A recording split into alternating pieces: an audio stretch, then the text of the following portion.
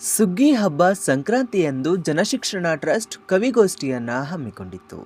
ಸಂಕ್ರಾಂತಿ ಸುಗ್ಗಿ ಕಾವ್ಯಗಳ ಹುಗ್ಗಿಯನ್ನು ಕವಿಗಳು ಉಣಬಡಿಸಿದರು. ಸಾಧಿಸುವ ಹಗೆತನ ಕವನದ ಶೀರ್ಷಿಕೆ. ಸಾಧಿಸುವ ಹಗೆತನ ಅದೆಷ್ಟು ಕ್ರೂರಿ, ಮನುಷ್ಯತ್ವ ಸುಟ್ಟು ಕರಕಲಾಗಿದೆ ಇದೆ. ಭ್ರಾತೃತ್ವದ ಸಿದ್ಧಾಂತಗಳೆಲ್ಲ ಮಣ್ಣು ಪಾಲು. ದಬ್ಬಾಳಿಕೆಯ ಉಗ್ರ ರೂಪವೇ ಮೇಲು. ದಬ್ಬಾಳಿಕೆಯ ಉಗ್ರ ರೂಪವೇ ಮೇಲು. ಸಾಮಾನ್ಯರ ಕೊಂದು ತಿನ್ನುವವರಿಗೆ ನರರಕ್ಕಸರೆಂದು ನಾಮಧೇಯ. ಸಾಮಾನ್ಯರ ಕೊಂದು ತಿನ್ನುವವರಿಗೆ ನರರಕ್ಕಸರೆಂದು ನಾಮಧೇಯ. ನಡೆಯುವವರ ಕೊರಳಿಗೆ ಹಗ್ಗ ಕಟ್ಟಿ ಉರುಳಾಗುವ ಸರ್ವಾಧಿಕಾರವೇ ಇವರ ಧ್ಯೇಯ. ಉರುಳಾಗುವ ಸರ್ವಾಧಿಕಾರವೇ ಇವರ ಧ್ಯೇಯ. ಹೊತ್ತೊಯ್ಯುವ ಹದ್ದುಗಳಿಗೆ ಸೌಹಾರ್ದ ಮಮತೆ ಅರಿವು ಎಲ್ಲಿಯದು? ಸೌಹಾರ್ದ ಮಮತೆ ಅರಿವು ಎಲ್ಲಿಯದು? ಹುಟ್ಟಿದ ಜೀವಿಗಳು ಬದುಕುವ ಹಕ್ಕು ಕಸಿಯುವ ಹುನ್ನಾರವೇ ಬಾಂಬು ಸಿಡಿಮದ್ದುಗಳಲ್ಲಿ ಮೇಲು. ಸಂಘ ಸ್ವಾತಂತ್ರ್ಯ ಪ್ರಜಾತಂತ್ರ ನಿಯಮಗಳು ಅಧಿಕಾರಾರೂಢ ಪೀಠದಲ್ಲಿ ಶೂನ್ಯ. ಸಂಘ ಸ್ವಾತಂತ್ರ್ಯ ಪ್ರಜಾತಂತ್ರ ನಿಯಮಗಳು ಅಧಿಕಾರಾರೂಢ ಪೀಠದಲ್ಲಿ ಶೂನ್ಯ. ಮಿಡಿವ ಮನಸ್ಸಿಲ್ಲದ ವ್ಯಗ್ರತೆಯ ಅಟ್ಟಹಾಸಕ್ಕೆ ನೆಲಕುಸಿದ ಸುಳಿಯೊಳಗೆ ಜೀವಹರಣ. ಸಾವಿನ ಸಮಾಧಿ ಮೇಲೆ ಕಟ್ಟಬೇಕಿದೆ ಆಶೋತ್ತರಗಳ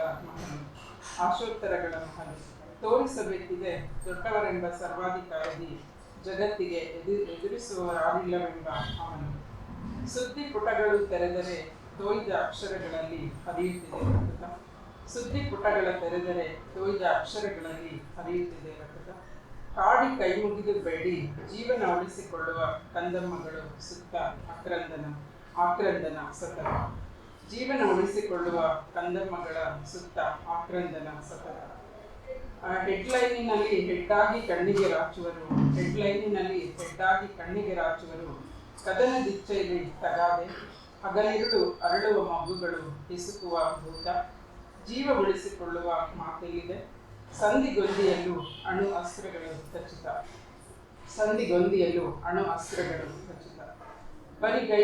ಬರಿಗೈಗಳ ಹೊರಚಲ್ಲಿ ಶವಪೆಟ್ಟಿಗೆಯಲ್ಲಿ ಮಲಗಿದ್ದ ಜಗತ್ತು ಗೆದ್ದ ಅಲೆಕ್ಸಾಂಡರ್ ಕೊನೆಗಾಲದಿ ಸಾವಿನ ಸನ್ನಿಧಿಯಲ್ಲಿ ಸರ್ವಾಧಿಕಾರಿಯು ಕಣ್ಮುಚ್ಚಬೇಕು ಮೂರಂಗಲ ಮಣ್ಣಲ್ಲಿ ಹೆಣವಾಗಿ.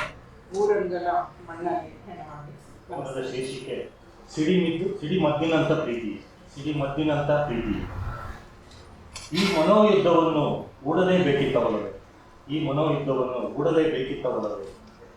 ವಾಸ್ತವದ ಗಡಿರೇಖೆ ಮೀರಿದ ಅವನಿಗೆ ನನ್ನೀ ಆಂತರ್ಯವನ್ನು ಆಕ್ರಮಿಸಿಕೊಳ್ಳಲು ಬಿಡಬೇಕಿತ್ತು. ಮುಂಗುರುಳ ಎಲ್ಲೆಗಳ ಮೇರೆ ದಾಟುತ್ತಾ ಮುಗುಳ್ನಗೆಗೆ ಅಂದದ ಬೇಲಿಯನ್ನೇಕೆ ಸುತ್ತಬೇಕಿತ್ತು? ಕಣ್ಣ ಬಾಂಬರುಗಳ ತುಟಿಯ ರೆಡಾರುಗಳ ಕಣ್ತಪ್ಪಿಸಿ ಪ್ರೀತಿಯ ಮಳೆಯನ್ನೇಕೆ ಸುರಿಸಬೇಕಿತ್ತು? ಈ ಮನೋಯುದ್ಧವನ್ನು ಸಹಿಸಲೇಬೇಕಿತ್ತು. ಹೇಳು, ನನ್ನೊಳಗೆ ಮೊದಲಿತ್ತ ಈ ಅಶಾಂತಿ ಯುದ್ಧದ ಕಾರ್ಮೋಡ. ಹೆಣ್ಣೊಬ್ಬಳ ಕಂಬನಿಯನ್ನು ನದಿಯಂತೆ ಉಕ್ಕಿಸಿ ಎದೆಯ ಕಡಲಲ್ಲಿ ಸುನಾಮಿ ಎಬ್ಬಿಸಿ ಹರೆಯದ ದೋಣಿಯನ್ನು ಮುಳುಗಿಸುತ್ತಿರುವುದು ನೀನಲ್ಲವೇ ಒಲವೇ? ಈ ಮನೋಯುದ್ಧವನ್ನು ಒಮ್ಮೆ ತಪ್ಪಿಸಬಾರದಿತ್ತ. ಪುಟ್ಟ ಜಗತ್ತು ನನ್ನದು, ಏಕಾಗಿ ಅಣುವೂ ಕಾಡುತ್ತಾ ಪ್ರೀತಿ ಎಂಬ ಅಣುಬಾಂಬನು ಪುಟ್ಟ ಹೃದಯಕ್ಕಿಸಿದು ಹಿಡಿಗಟ್ಟಿಸುತ್ತಿರುವೆ. ಕಣ್ಣು ಕೆನ್ನೆಗಳನ್ನೇಕೆ ಈ ಪರಿ ದೇವವೆನಿಸುತ್ತಾ ತುಟಿಯಂಚಿನ ಎಳೆಬಿಸಿಲಿಗಾಗಿ ಕಾದು ಕೂರಿಸುತ್ತಿರುವೆ. ಅಂತರಂಗದ ಯುದ್ಧ ನೌಕೆಯೊಳಗಿಂದ ಈಗೇಕೆ ದಿಕ್ಕೆಟ್ಟ ಕನಸುಗಳನ್ನು ಹಾರಿಬಿಡುತ್ತಿವೆ? ಈ ಮನೋಯುದ್ಧವನ್ನು ಇಷ್ಟಕ್ಕೆ ನಿಲ್ಲಿಸಬಾರದಿತ್ತವರು. ಒಂದು ಅಂದದ ಪ್ರೇಮಕ್ಕಾಗಿ ಒಂದು ಚಂದದ ಆಲಿಂಗನಕ್ಕಾಗಿ ಇಷ್ಟೆಲ್ಲ ಅಂತರ್ಯುದ್ಧ ಜರುಗಿಸಲೇಬೇಕಿತ್ತ? ಎದೆಗೆ ಗುರಿಯಿಟ್ಟಿರುವ ಸಿಡಿಮದ್ದಿನಂಥ ಪ್ರೀತಿಯೇ ಹೇಳುವುದವೇ? ಯುದ್ಧದ ನಿಲುಗಡೆಗೆಂದು ಬಿಳಿ ಬಾವುಟವೋ ಇಲ್ಲ ಕೊನೆಯ ಬಿಡುಗಡೆಗೆಂದು ಬಿಳಿ ವಸ್ತ್ರವು ಈಗಲಾದರೂ ಹೇಳಿಬಿಡುವುದವೇ, ಈಗಲಾದರೂ ಹೇಳಿಬಿಡು. ಈ ಮನೋಯುದ್ಧವನ್ನು ನಿಲ್ಲಿಸಬಾರದಿತ್ತ. ಕವಿತೆ ಕೊನೆಗೂ ಗೆದ್ದ ಕಡಲು. ಚುಳು ಚುಳು ನೂಪುರ ಹೆಜ್ಜೆ, ಹೆಜ್ಜೆಯ ಒಳಗೆ ಹಚ್ಚ ಹಸಿರ ಮೂಡಿಸಿ ಹರಿದು ಹೊರಟಿದ್ದೆ ಮಿಂಚಿನ ವೇಗ ನಿನ್ನ ಹರವು. ಮಿಂಚಿನ ವೇಗ ನಿನ್ನ ಹರವು, ಹರವಿಗೆ ಎಲ್ಲವೂ ಕೊಚ್ಚಿದೆ ಈ ಕಡಲು. ಕಡಲ ಕಿನ್ನರ ಕಿಂಕರ ಸದ್ದು, ಸದ್ದ ಒಳಗೆ ಅಡಗಿದೆ ನದಿಯ ನೂಪುರದ ಸದ್ದು. ಕುದಿಯುವ ಬೆದೆ ಮೇಲೆ ಒಳಗೆ ಸಾವಿರ ಸಾವಿರ ಜೀವ ಜಂತು, ವಿಷ ಜಂತು, ಅದರೊಳಗಿನ ಮುದ್ದು. ಕೊಡಲ ತುಂಬೆಲ್ಲ ಬಯಲು, ಬರೀ ಬಯಲು. ಸುಖದ ಮರೆತವೋ ಅದು ಮಲಾಗದ ದುಃಖವೋ, ಮಲೆಯದ ಬಡಿತವೋ. ಸುಖದ ಮರೆತವೋ ಅದು ಮಲಾಗದ ದುಃಖವೋ, ಮಲೆಯದ ಬಡಿತವೋ. ಮೊರೆತು ಮೊರೆತು ಬೆರೆತು ಮೊರೆತು ಮತ್ತೆ ಮೊರೆಯುವ ಕಡಲೆ, ಮೊರೆವ ನಿನ್ನ ಸದ್ದಡಗಲು. ಮೊರೆತು ಮೊರೆತು ಬೆಳೆತು ಮೊರೆತು ಮತ್ತೆ ಮರೆಯುವ ಕಡಲೆ, ಮೊರೆವ ನಿನ್ನ ಸದ್ದಡಗಲು. ಇಳೆಯ ತುಂಬೆಲ್ಲ ಹರಿದು ಹಸಿರ ಚಿತ್ತಾರ ಮೂಡಿಸಿ ಹೊಸ ಹಳಿದು ಬಳಲಿ ಬಂದ ಮಳೆ ತಂಪು. ತಂಪಿನ ಗುಂಪಿನಲ್ಲಿ ಕಡಲು ಕ್ಷಣ ಕಣ್ಮುಚ್ಚಿ, ಕಡಲು ಕ್ಷಣ ಕಣ್ಮುಚ್ಚಿ ಶಾಂತತೆಯ ಒಳಗೆ ಆತ್ಮಾನಂದ ರತಿಯ ಒಳಗೆ ನೀನೇ ನೀನಾದೆ ಕಡೆದು ನೀನೇ ಮೇಲಾದೆ. ಕವಿತೆಯ ಶೀರ್ಷಿಕೆ ದೊಂಬರಾಟ. ಸಾಲುಗಟ್ಟಿದ ವಾಹನಗಳ ಸಂದಿನಲ್ಲಿ ಚಟ ಚಟನೆ ಜಿಗಿಯುವ ಪುಟ್ಟ ಕಾರುಗಳು, ದೇಹವಿಡೀ ಲೋಕದ ದೋಣದೊಳಗೆ ತೂರಿ ಕೈ ಕಾಲು ಬಿಡಿ ಬಿಡಿಯಾಗಿ ಹೊರಬರುವ ಆಟ. ಮಿಂಚುವ ಕಣ್ಣುಗಳ ಸುತ್ತ ಕಪ್ಪು ಕಾಡಿಗೆ ಸೆರೆ ಹಿಡಿಯುವ ದಾಹ.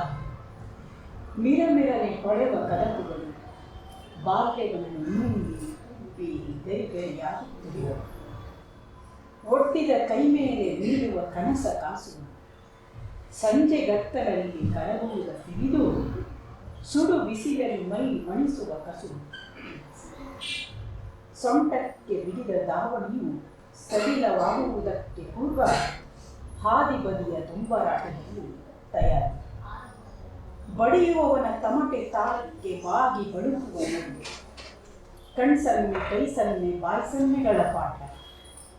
ಉಣ್ಣುವ ಅನ್ನದಲ್ಲಿ ಸುಖ ಮೀರಿದ ಘಾಟು. ಕೆಂಪು ದೀಪ ಹತ್ತುತ್ತಲೇ ನಿಲ್ಲುವ ವಾಹನಗಳ ಗಾಜಿನ ಒಳಗಿನವರ ಬಗೆಯುವ ಕಣ್ಣುಗಳು. ಕ್ಷಣ ಕ್ಷಣದ ಬದುಕ ಹುಡುಕುವ. ಇಂತೆಷ್ಟೋ ಭಾಗ್ಯಲಕ್ಷ್ಮಿಯರು ರಸ್ತೆಯಂಚಲಿ ದಿನಗಳ ಸವೆಸಿ ಟಾರ್ಪಾಲು ಗೂಡುಗಳನ್ನು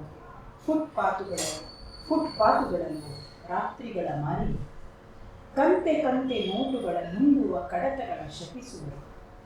ಕಣ್ಣ ಮಿಂಚನ್ನು ಎದೆಯಲ್ಲಿ ಉಳಿಸಿ ಹೋಗುವರು. ನಿಟ್ಟುಸಿರ ದಾಟಿ ಸಾಗುವರು. ಗಣತಿಯಲ್ಲೂ ಹೆಸರಿಲ್ಲದಾಗುವರು. ಈ ದೊಂಬರಾಟದವರು ಎಲ್ಲಿರಬಹುದು ಈಗ? ಇನ್ನೊಂದು ಕವಿತೆ ಓದಿ ಅಂತ ಹೇಳಿದ್ದಾರೆ. ಇನ್ನೊಂದು ಕವಿತೆನೂ ಓದ್ತೀನಿ.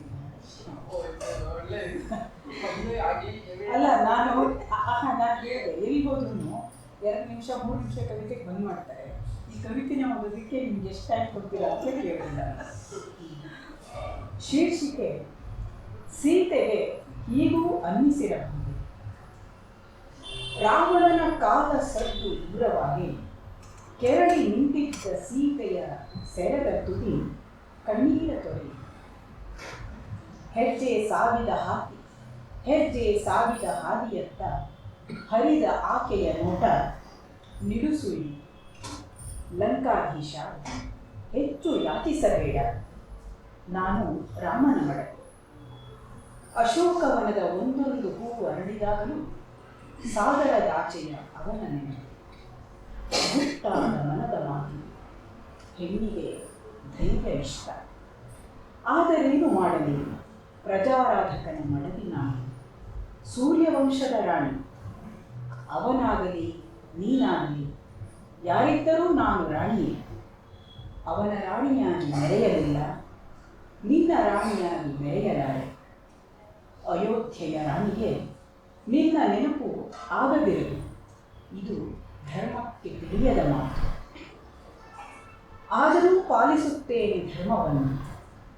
ಜಗವು ನನಗೆ ನೀಡುವ ಸ್ಥಾನ ನನ್ನ ಮನದಲ್ಲಿ ನೆನಪೂ ಇದೆ. ಇದು ಹೆಣ್ಣಿನ ಮನದ ಮಾತು.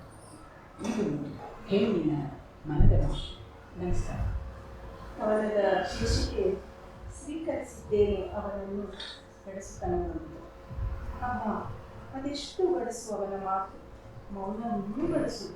ಭೇದಿಸಲಾರದೆ ಬಸವಳಿದು ಹೋಗಿದ್ದೇನೆ ನಾನು. ಸೀಮಿತವೇ ಅವನ ಮಾತು ಮೌನಗಳ ಗಡಸುತನ ಹೊರಗಿನ ನಡವಳಿಕೆಗೆ. ಪರೀಕ್ಷಿಸಬೇಕು ಅವನ ಭಾವನೆಗಳ ಅಸಲಿತನ ಎಂದು ಹೊತ್ತು ಕೂತೆ ಒಂದು ದಿನ ಅವನ ಎದೆಯೊಳಗೆ.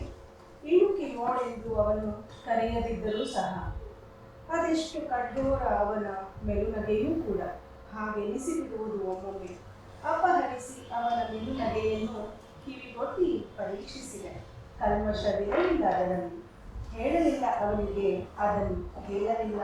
ಮೆಚ್ಚಿದ್ದೇನೆ ನಾನವನ ಮಾತು ಮೌನ ಮೆಲುನಗೆಗಳ ಗಡಸುತನವನ್ನು ಎಂಬುದನ್ನು. ಸ್ಪಷ್ಟ ನಿಲುವು ತೆಗೆದುಕೊಂಡಿದ್ದೇನೆ ಈಗ ನಾನು. ಮೆಚ್ಚಿದ್ದೇನೆ ನಾನು ಅವನನ್ನು, ಮೆಚ್ಚದಿದ್ದರೇನಂತೆ ಅವನು. ಭಾವದರಿವಿನ ಸುಳಿಯಲ್ಲಿ ಸಿಕ್ಕಿ ಹಾಕಿಕೊಂಡ ಮೇಲೆ ಅದರ ಬಿಸಿಗೆ ಅವನು ಅರಳುತ್ತಾ ಹೋಗುವುದನ್ನು ಗಮನಿಸಿದ್ದೇನೆ. ಈಗಂತೂ ಘಮಿಸುವ ಮಲ್ಲಿಗೆಯಂತೆ ಮತ್ತೇರಿಸುತ್ತಾನೆ ದೂರವಿದ್ದರೂ ಕೂಡ. ದೂರಲಾರೆ ನಾನು ಅವನನ್ನು, ಅವನ ಹೊರನೋಟದ ಗಡಸುತನಗಳಿಗಾಗಿ. ನಾನು ಮೆಚ್ಚಿದ್ದೆ ಆ ಕಾರಣಕ್ಕಾಗಿ ಎಂದು ಹೊಳೆಯುತ್ತಿದೆ ನನಗೀಗ. ಇನ್ನು ಪರೀಕ್ಷಿಸಲಾರೆ ಅವನನ್ನು, ಸ್ವೀಕರಿಸಿದ್ದೇನೆ ಅವನು ಇರುವಂತೆ ನನ್ನ ಹೃದಯದಲ್ಲಿಯೇ ಇನ್ನು ಅವನ ವಾಸಸ್ಥಾನ. ಅವನು ಒಪ್ಪದಿದ್ದರೂ ಒಪ್ಪಿದರು. ಧನ್ಯವಾದ. ನನ್ನ ಕವಿತೆಯ ಶೀರ್ಷಿಕೆ ನಗು ಮರೆತ ಹಾದಿಗಳು. ಯಾವ ಸಂಬಂಧಗಳು ಗಟ್ಟಿಯಾಗುತ್ತಿಲ್ಲ, ಯಾವ ಸಂಬಂಧಗಳು ಗಟ್ಟಿಯಾಗುತ್ತಿಲ್ಲ, ಸಂಭ್ರಮಗೊಳ್ಳುತ್ತಿಲ್ಲ. ಕಾರಣ ಹುಡುಕುವ ಮನಸ್ಸುಗಳು ಸಿಡಿಲಿಗೆ ಬೆದರಿ ಕವಿದುಕೊಂಡವಲ್ಲ. ಶಿಥಿಲಗೊಂಡ ಹಾದಿಗಳು ನಗುವ ಮರೆತವಲ್ಲ. ಕಲ್ಲಾಗಿವೆ ಮೃದುವಾದ ಹೃದಯಗಳು, ಕಲ್ಲಾಗಿವೆ ಮೃದುವಾದ ಹೃದಯಗಳು. ಹತ್ತಿಗಿಂತ ಹಗುರಾಗಿದ್ದ ಮನಸ್ಸುಗಳು, ಸಂಬಂಧಗಳ ಅರಿವಿಲ್ಲದ ಅಜ್ಞಾನಗಳು. ದಾರಿಯೇ ಕಾಣದ ಊರುಗಳು, ಹಲ್ಲುಗಿಂಚುವ ಹರುಕಲು ಹಾದಿಗಳು. ಹಸಿರೇ ಕಾಣದ ನಾಡುಗಳು, ನಳನಳಿಸದ ಮನಸ್ಸುಗಳು. ನಿರ್ದಯತೆಯ ಮಹಲುಗಳು. ಬದಲಾಗಬೇಕು, ಬದಲಾಗಬೇಕು, ಬದಲಾಗಲೇಬೇಕು.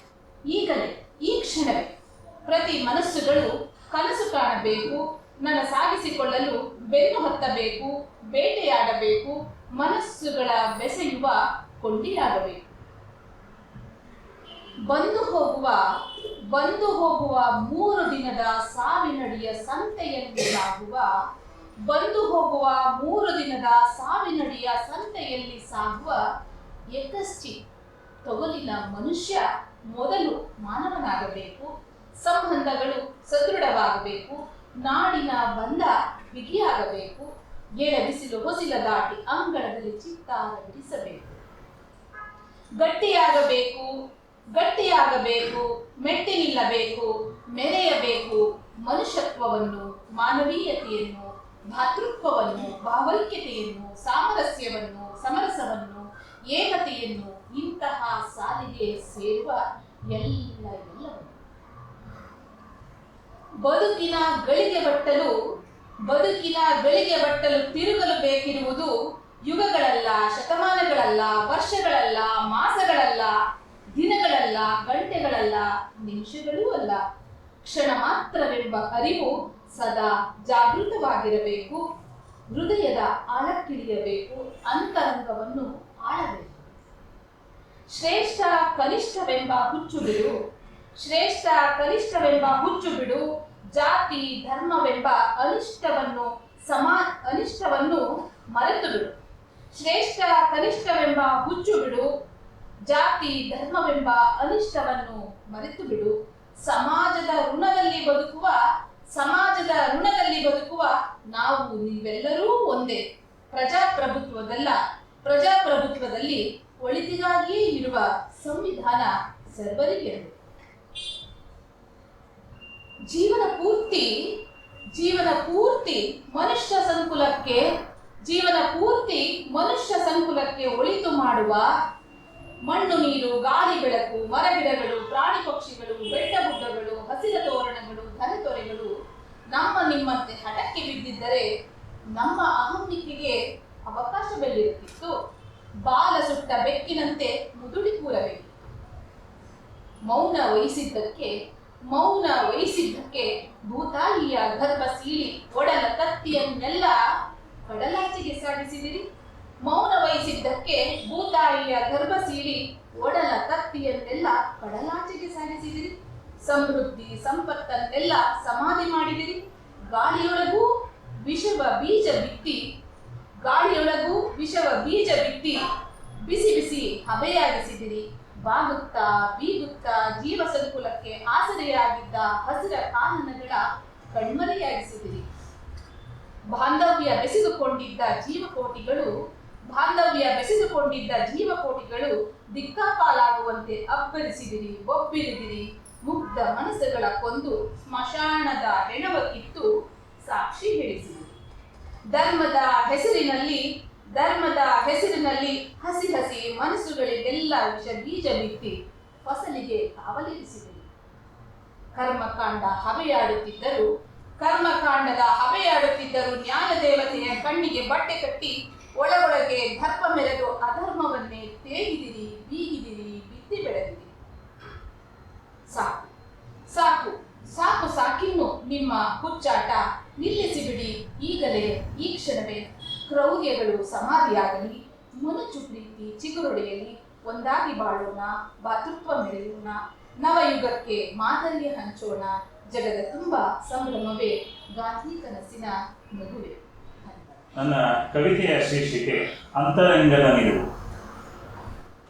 ನಾನು ಮುಟ್ಟಿದರೆ ಮುದುರಿಕೊಳ್ಳುವುದಿಲ್ಲ, ಗದರಿದರೆ ಬೆಚ್ಚುವುದಿಲ್ಲ, ಬಿಚ್ಚಿದರೆ ತೆರೆದುಕೊಳ್ಳುವ ಛತ್ರಿಯಾಗಿ ಮಳೆಗಾಳಿ ಬಿಸಿಲಿಗೆ ನಿನ್ನೊಡಲ ರಕ್ಷಿಸುವ ಹೊಣೆಹೊತ್ತು ತೊಯ್ದು ತೊಪ್ಪೆಯಾಗಿ ಮತ್ತೆ ಒಣಗಿ ಮುದುರಿಕೊಳ್ಳುತ್ತೇನೆ.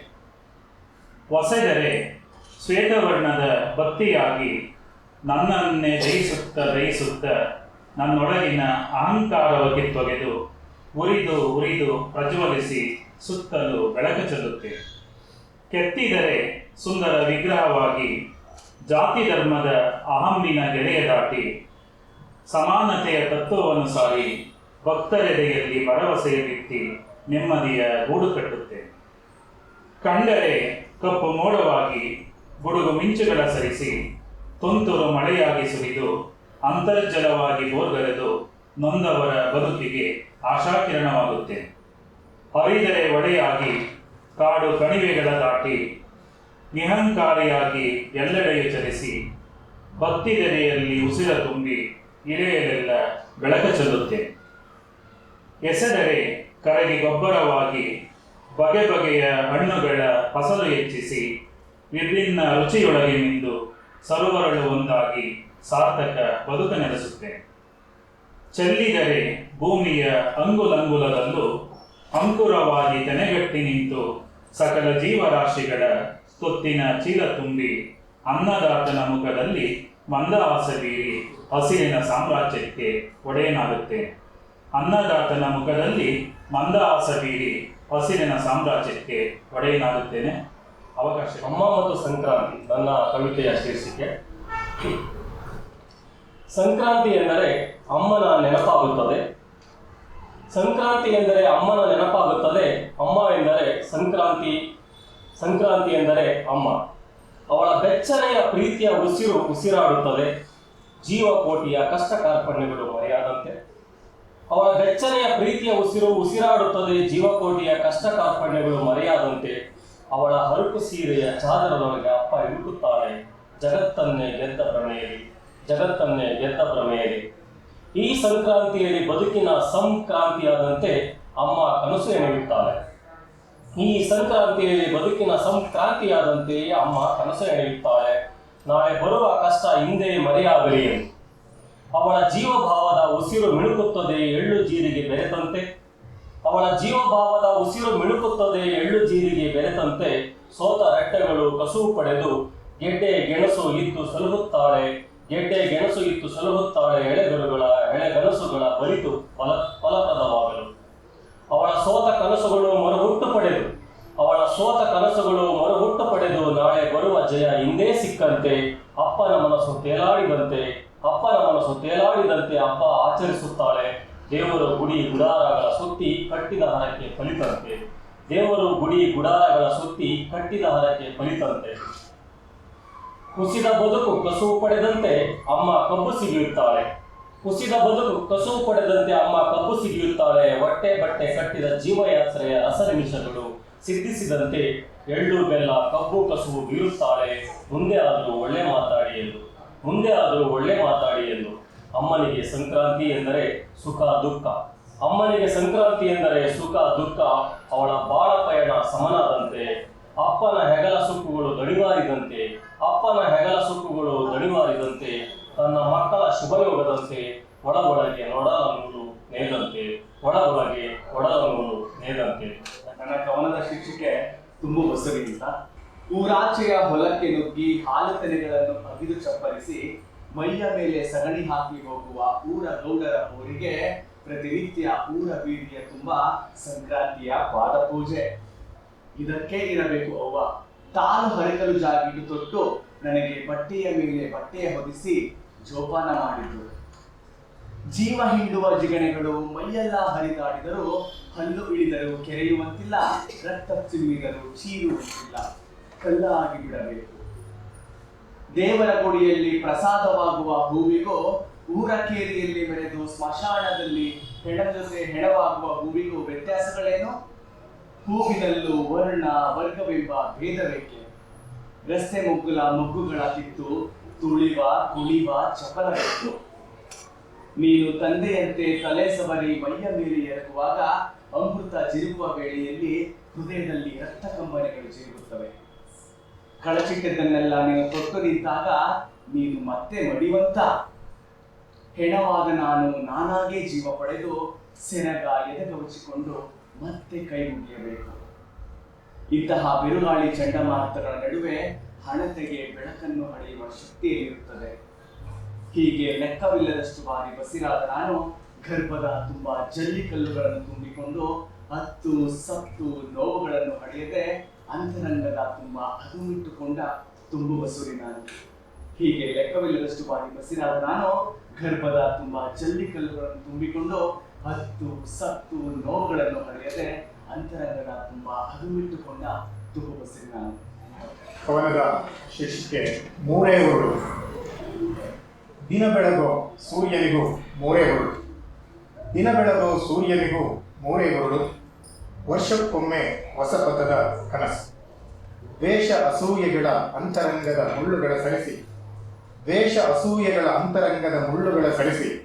ಎಳ್ಳು ಬೆಲ್ಲದ ಸ್ನೇಹ ಬೆಸವ ರಶ್ಮಿ. ಬೆಳೆಯ ನಡುವೆಯೂ ಶ್ವೇತ ಬಣ್ಣದ ಹೂವು ತೊಟ್ಟು ನಗುವ ಅಣ್ಣೆ ಸೊಪ್ಪಿನ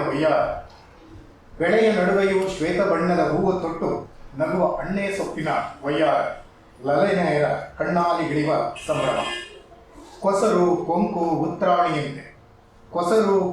ಉತ್ರಾಣಿಯಂತೆ ಅಂಟಿಕೊಂಡೇ ಇರುವ ಬಾಂಧವ್ಯಗಳ ಬಿಡಿಸಿಕೊಳ್ಳುವುದು ಸುಲಭವಲ್ಲ. ರಾಗಿಯ ಮೊಲೆಯ ಹಾಲನುಣ್ಣುವ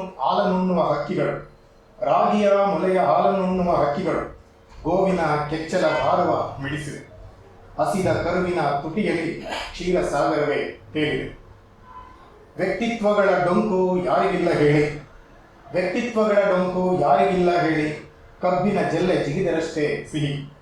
ಕೊಪ್ಪರಿಗೆಯಲ್ಲಿ ಕುದಿದು ಬೆಲ್ಲವಾಗುವ ಬದುಕಿಗೆ ಬರುತ್ತಲೇ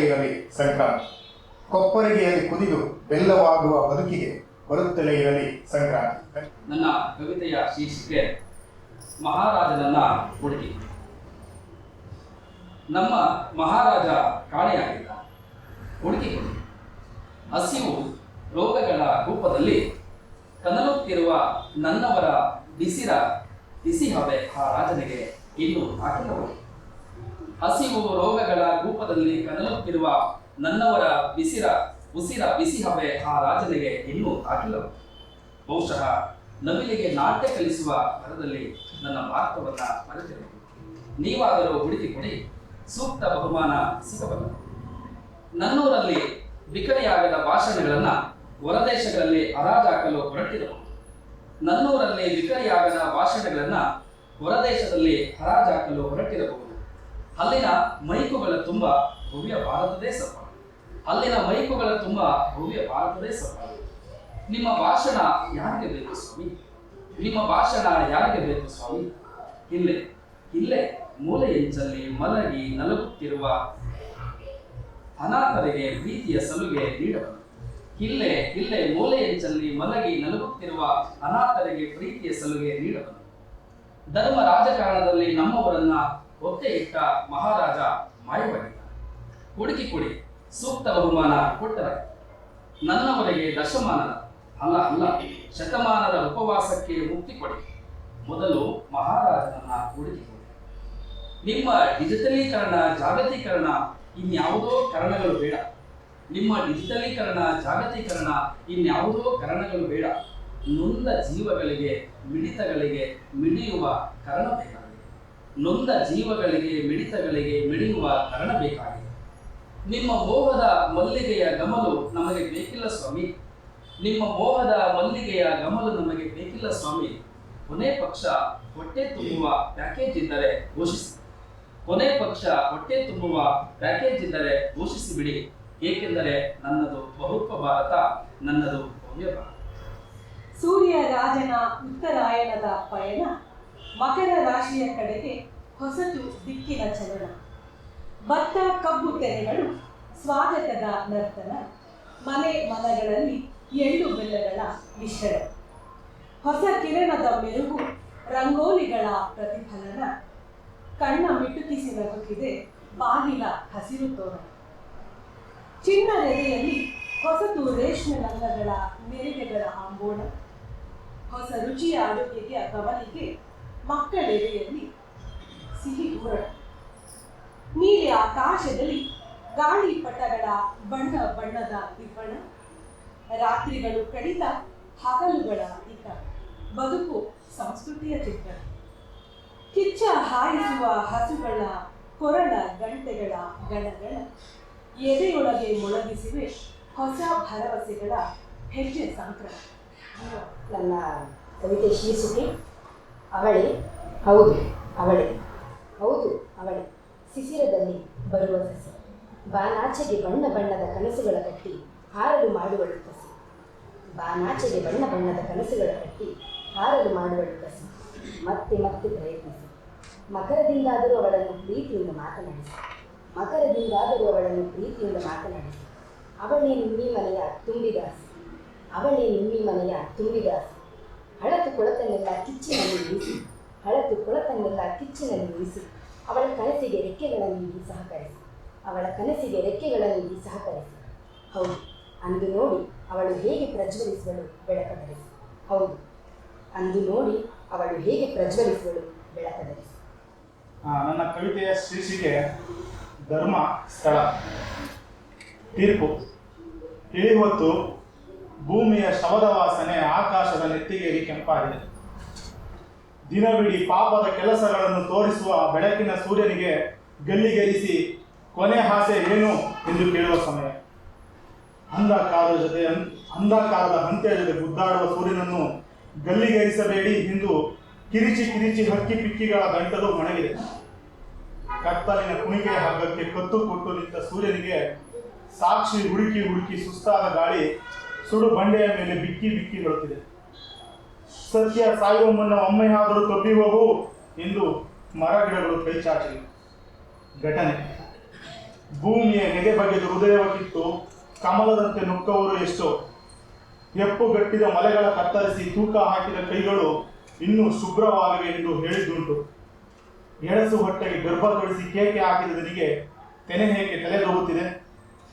ಯೋನಿ ಒಳಗೆ ಯೋಗ ಹುಡುಕುವ ನಿಮಗೇನು ಗೊತ್ತು. ಅವಳನ್ನು ಮತ್ತೆ ಮತ್ತೆ ಮಣ್ಣಿನಲ್ಲಿ ಹೂತು ಹಾಕಿದರೂ ಗೊಬ್ಬರವಾಗಿ ಮತ್ತೆ ಹುಟ್ಟುತ್ತಾಳೆ, ಹಸಿರಿಗೆ ತಾಯಿಯಾಗುತ್ತಾಳೆ ಎಂದು. ಕಾಲ. ಕಣ್ಣು ಹೃದಯದ ಪ್ರಥಮ ಚಿಕಿತ್ಸೆ ಮಾಡಿಸಿಕೊಂಡಾದರೂ ಊರಿನ ದೊಡ್ಡವರು ಸೂರ್ಯನನ್ನು ಗಲ್ಲಿಗೇರಿಸಬೇಕಿತ್ತು, ತೀರ್ಪು ತೆಗೆದುಕೊಳ್ಳಬೇಕಿತ್ತು. ಕೊನೆಯ ಪಕ್ಷ ಆಗ ಧರ್ಮ ಸ್ಥಳದಲ್ಲಿ ಕಾರುಣ್ಯದ ಸೌಜನ್ಯವಾದ ಉಳಿಯುತ್ತಿತ್ತು. ಧನ್ಯವಾದ. ಅವನ ಶಿಕ್ಷೆ ಆಲದ ಮರ. ಜೀವ ನೀಡಿದ ದೇವರೇ ಬಲಿ ಕೇಳಿ ಉಸಿರು ಕಿತ್ತುಕೊಂಡ. ಅವ ಸಿಕ್ಕರೆ ಕೇಳುವೆ. ದೇಹಕ್ಕೆ ಮೋಡಿ ಮಾಡಿ ಆತ್ಮವನ್ನು ಮರೆಮಾಚುವ ಜಾದು ಇಲ್ಲಿಂದ ಹೇಳಿದೆ. ರಕ್ತ ಬಸಿದು ಕುಡಿದ ಆತ್ಮಗಳು ಉತ್ತರಿಸಲು ಧೈರ್ಯವಿದ್ದಿದ್ದರೆ ಜೀವ ಕಿತ್ತುಕೊಂಡವನ ಶಿಕ್ಷೆಯ ಎದುರು ಸಾಕ್ಷಿಯಾಗುತ್ತಿದ್ದವು.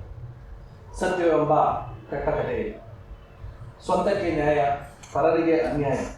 ದೇಹದ ದೀಪವ ಆರಿಸಿದ ಕೀಚಕರು ಮಣ್ಣಿಗೆ ಸೇರಿದ್ದು ದೇಹವಷ್ಟೇ. ನುಡಿಗಳು, ಆದರ್ಶಗಳು ಅಳತೆಯಂತೆ ಬೆಳಗುತ್ತಲೇ ಇವೆ. ಗುಂಡಿಟ್ಟು ಸಾಯಿಸಿ ಸಂಭ್ರಮಿಸಿದವರ ಎದುರು ಮರೆಯಬೇಡಿ, ಆಲದ ಮರಕ್ಕಿಂತ ಬೇರುಗಳು ಸದೃಢವಾಗಿದೆ. ಕವನದ ಶೀರ್ಷಿಕೆ ಪ್ರಕೃತಿಯ ಸಮತೋಲನ. ಭೂಮಿಗೆ ಗೊಬ್ಬರ ಹಾಕಿದರೆ ಅದರ ಸತ್ವ ಕಳೆದುಕೊಳ್ಳುತ್ತೆ. ಭೂಮಿಗೆ ಗೊಬ್ಬರ ಜಾಸ್ತಿ ಹಾಕಿದರೆ ಅದರ ಸತ್ವ ಕಳೆದುಕೊಳ್ಳುತ್ತೆ.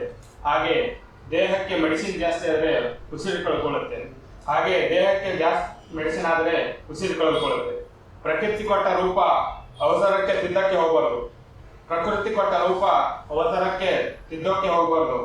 ವರ್ಷಗಟ್ಟಲೆ ಬೆಳೆಸಿದ ಹೊಟ್ಟೆ ತಿಂಗಳಲ್ಲೇ ಕರಗಿಸಬಾರ್ದು. ವರ್ಷಗಟ್ಟಲೆ ಬೆಳೆಸಿದ ಹೊಟ್ಟೆ ತಿಂಗಳಲ್ಲೇ ಕರಗಿಸಬಾರ್ದು.